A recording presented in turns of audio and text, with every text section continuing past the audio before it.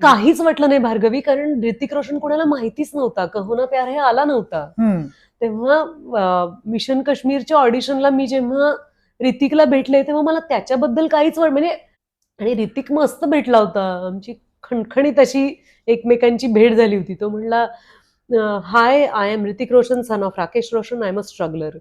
तर म्हणलं, hi, I am Sonali Kulkarni, daughter of V G Kulkarni, I am also a struggler.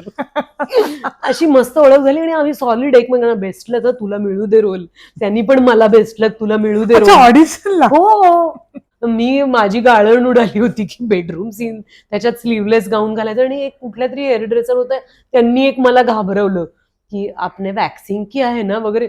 माणूस म्हणून संजय दत्त खूप मजेदार आहे. तो म्हणला, देख तेरे से ज्यादा मैं नर्वस हूं, कुछ नहीं करना है, हग भी नहीं करना है, किस तो छोड़ी दे, सिर्फ पास आना है, तू प्लीज नर्वस मत हो. आउटस्टँडिंग. मी दमतच नाही दिल चाहता है बद्दल बोलायला. मैत्रीचंही एक वेगळं, म्हणजे त्यांची तिघांची मैत्री बघितली ना, तेच एक दिल चाहता है. मला अजूनही आठवतंय, एक दिवस झोया एका कलाकाराला माईकवर ओरडली होती, हाऊ डेअर यू आस्क की माझं वाक्य काय आहे.